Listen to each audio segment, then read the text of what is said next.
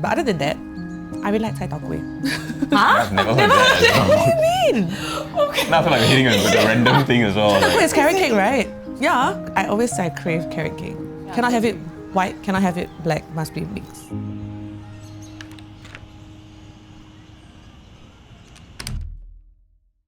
Mimi ni Angela, ni mama wa watoto watatu, Wendy Mary, mtoto wangu wa kwanza, Nancy Eva, mtoto wangu wa pili, na Alvin Philemon, mtoto wangu wa tatu. I'm Nancy, I'm 27, I'm the middle child.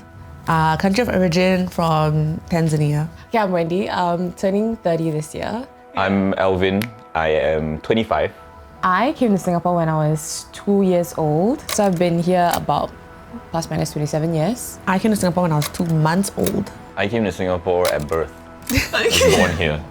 Okay, our immediate family is in Singapore. My dad was working in the government in Tanzania. My dad's friend was working in Singapore. The friend said like, oh, Singapore is great. I think it was in the 90s. Sounds great. Then he was like, come and work here. And then he was like, I don't know about that. And he was like, I'm gonna buy you a plane ticket to come. So he came over. He worked for about a year or two, I think. He was like, you know what? I'm gonna move the whole family over. And that's how we are all in Singapore. Because our parents still, they've been here for like 20, almost 30 years. They still speak in thick African accents, like the thickest ever. I remember when I was younger, like coming back home from primary school, my mom would always like scold me to speak proper English. Because she's like, you have to speak proper English. And I'm just like, oh, okay. That constant change is sometimes confusing when around both parties. When we're with like my mom with other Singaporeans. It's like how do I talk? Yeah. Because of the code switching. So there's even things like how we pronounce our names. If my mom was here, that's how you said that. If my mom was outside, I would be like, I'm Nancy. Yeah. The A has to be an R. I'm Alvin. This is Alvin. This is Nancy. Yeah. Wendy is fine. I think my most interesting encounters were in secondary school. Yeah, because people are like, I think people are more curious. They will say my hair is like Maggie Me. Can never know where we are from. I don't know, like everyone was just like, you're from everywhere except for Tanzania. I find NS was quite chill because I think the part that helped me at the start is because everyone's like botak, right? So normally it's like the telltale sign is the hair, but the hair's gone. So it's like you kind of blend in better. Yeah. I mean, in my NS we had a lot of people from different countries. Like my platoon had someone, an American, we had a German, we had a Japanese. Only after a while they knew that I was African because my 11B, you know. It also kind of helped because I can speak Mandarin, so it helped with conversing in the bunk. Once you can kind of speak Chinese, it kind of helps with stuff, and then you can kind of connect with everyone in a weird way. Our favourite place to eat, or like the most memorable place to eat, was when we were living in MacPherson for a season, and then we used to go to this place called Julaiha. Okay, so this is where we used to eat growing up. I think because there was this very big community spirit about that store. Like everyone knew each other. They remember us as kids, even up to a point where we went back as teenagers, going into like adulthood. They will still remember who we are. It was very accepting growing up. I mean, in the house that we lived before this house, on the left side we had like Chinese neighbors, on the right side we had Indian neighbors. And honestly, that's like the best time growing up for me. Yeah. It was like, they were the best neighbors ever. Our Chinese neighbors would always like give us food, invite us over like for meals, and I'll have like the best meals. And then our Indian neighbors they had the best parties, bro. Like honestly, they had the best parties. They even had a party when after we moved out, they invited us back. Yeah. Spending so much time in Singapore has caused us to realize we need to strengthen our roots in Tanzania. All of us here will low-key agree that we are pretty much gonna have like interracial marriages. So we all intend to like make roots like in Singapore, right? So I think the need of, at least for me, like the thought to like pass down something came to mind. Half of this heritage, you know, you're half African, How do you not know anything about like Africa? So I think that's where it's like, oh my gosh, it's time. It's time to like learn at least the language.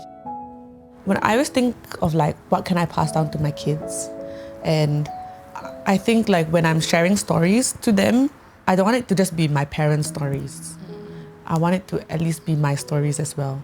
I think it's just in general not just be Tanzanians by name, but to have that substance in it that can be passed down. So that's why I feel if, you know, in my, not like before I have kids, if I can go back and spend a little bit more time and at least have more memories or just experience the culture a little bit more, yeah, that would be good. I feel like, ironically, we've become like a bridge between locals to a different culture, like an unknown culture to them, and foreigners to the Singapore culture. People, I guess we've given a lot of people insight into our lives and our culture, especially through putting our parents online in our videos, showing people that, oh yeah, you know, there are Africans that live in Singapore and they can sound like us. And then also for a lot of the foreigners coming to Singapore, we were kind of like that go-to person in terms of like, what should I expect from Singapore? Like, are Singaporeans nice? What should I eat? Can I get this here? Can I get that there? What, like, you know, those kind of things, which I didn't expect to become like a one-stop shop kind of thing in terms of like a hub for questions. But that was a lot of the questions and DMs that I would get from foreigners. And also, interestingly, a lot of locals that were living overseas, when they saw our content, it was like, it reminded them of home. So I think it was nice that we could be that reminder of home to them, that, you know, Singapore is not doesn't have just one look, or, I mean, yeah, it doesn't have one look, but has a very distinct sound. So I feel like things like that kind of like allowed us to maybe normalize the accent a little bit more, I don't know, or like normalize a lot of the things that Singaporeans do and not make it seem like it's a bad thing. If I have one thing to add, it's the fact that we are different yet not so different. It's like same but different, and that's how I feel we add to like the Singapore tapestry, which is there's no look to being Singaporean. there is no look to being Singaporean. So I think Singapore is Singapore because of every unique and different person that's in it. Yeah. That's why there's no look to being Singaporean. Yeah, but I like it. There's a sound. Yeah, I feel like it's more of a sound. I would say don't worry too much about looking different, or don't think too much about that, even though people keep pointing it out.